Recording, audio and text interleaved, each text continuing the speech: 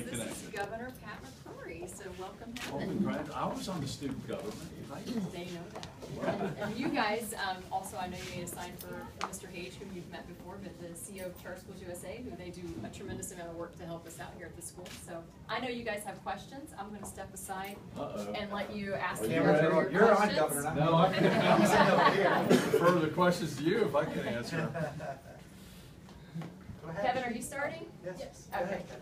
Hello, I'm McCrory, and the first question is, what characteristics do you think are most important to do to be an outstanding leader? What characteristics are best for an outstanding leader? First is never stop learning. That means you gotta listen, you gotta continue to read, and you gotta continue to have smart people around you too. So I think that's a very important part of an outstanding leader. The other part of an outstanding leader is anticipate as opposed to react. And if you react, whether in business or in government, you've probably waited too long. And that's usually, when something goes wrong, you're reacting to something. And the third is, you can have the best ideas in the world, but if you don't communicate them properly, you will not succeed as a leader. So those are three ones that just stick out in mind. How's that? That's good. And communications is very difficult because you can never stop communicating. Because one moment you thought you communicated clearly and concisely, but then only half the message got out, or you didn't get it to the entire state, or it was misinterpreted, or all these different factors you have to judge, where the headline might be wrong and what you meant. The headline will say one thing, the story will say another. Communications can be very, very difficult. What's the next question? Governor McCrory, what lessons did you learn from your student council experience that you apply to your current job today as governor of North Carolina? My student council experience. Wow. You're going back. But I remember it like it was yesterday. I really do. I'll tell you one thing. It took courage to run for student body president. I remember being hesitant to run and people trying to encourage me, but the minute I started, once you decide to run, you got to be committed to it. And I've taken that experience as governor also. Once you make a decision, you got to stay committed to it.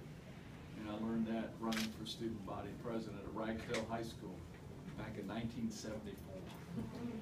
They actually, they had electricity back then. But, so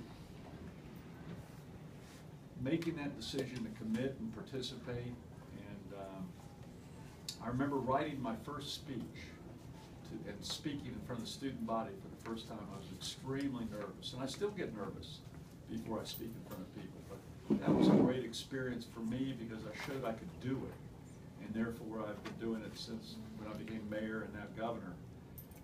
It was one of the highlights of my life, was being student body president. It was a great, great experience. And you know, and you have to form coalitions to get things done. It was exciting. So I have the last question. What are the biggest obstacles that you face when running for and serving in public office? Biggest obstacles?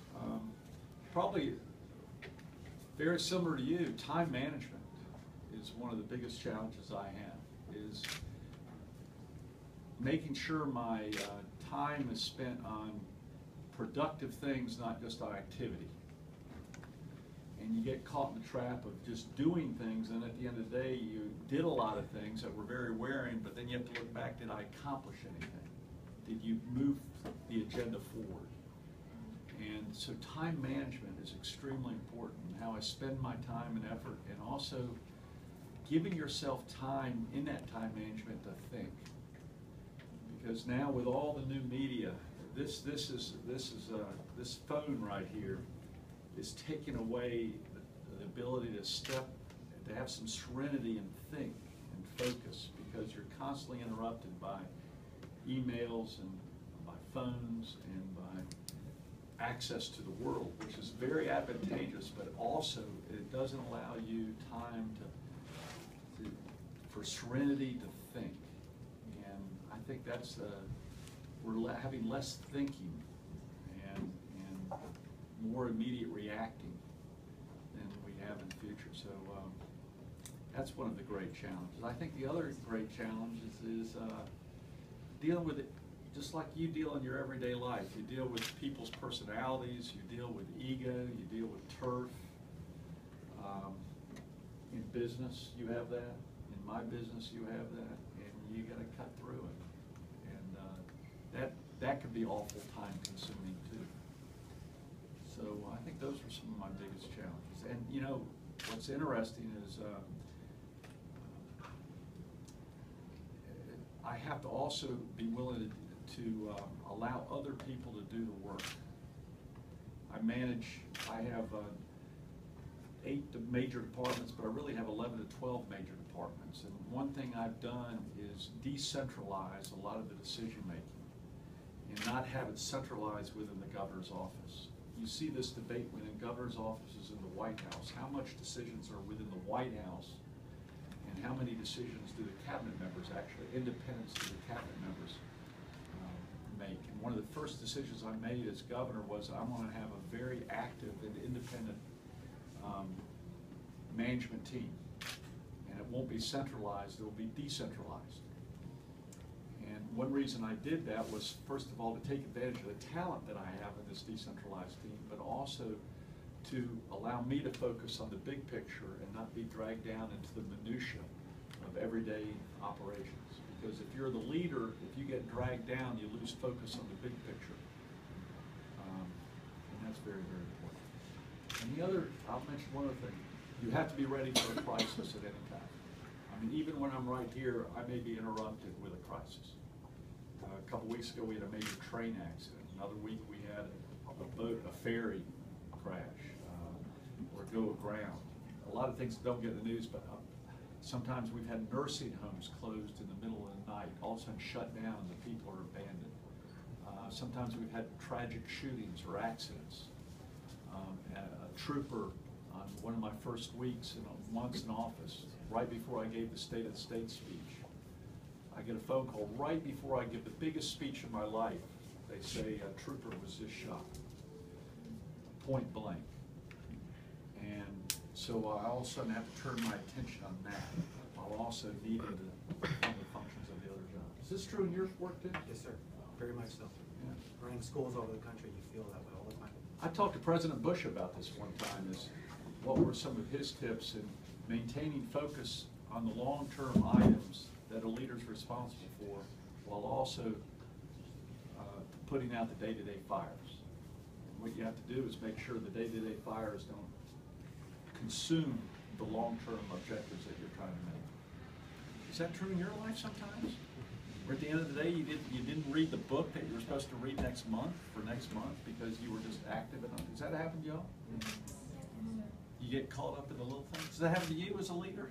It does, yes, because at any moment my schedule changes. I plan it all out on Sundays, Yeah. the whole week looks beautiful, and then you come in and same thing, asthma attack, something's going on, you're outside, the student got stung, they're allergic to bees, and you gotta focus on the most important things in the moment and catch up on the other things later, absolutely. And that's one important decision, though. Sometimes you have to allow other people to handle the crisis, and they might be better at handling the crisis. And you go, wait a minute, that will be my Secretary of Public Safety.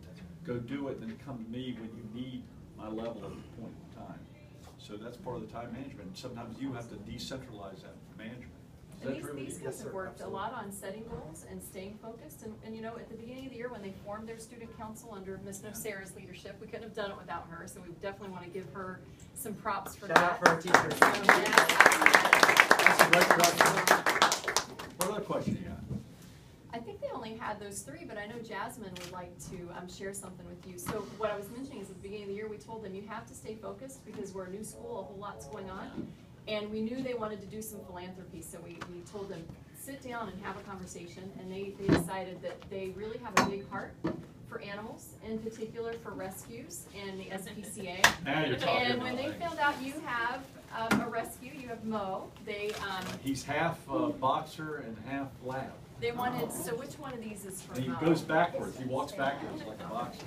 So take this up there and you want to show him. My So wife. Mo has some treats. I'm for gonna the go see weekend. Mo later on tonight. Well, and Mo's gonna love you. The kids want Mo to have that. And then on behalf of Student Council, we would like to give you a gift from Cardinal Charter so you can remember us and little card for you. On behalf of the state of North Carolina, I accept these gifts. Can I open it up? Yeah, please do. Hold on just a second. This is so cool. My wife's gonna be thrilled to get this. Mo's gonna sleep in the bed with us tonight. And he pushes me all the way off to the side. So in the morning, I just like have that much bed, and he doesn't care. I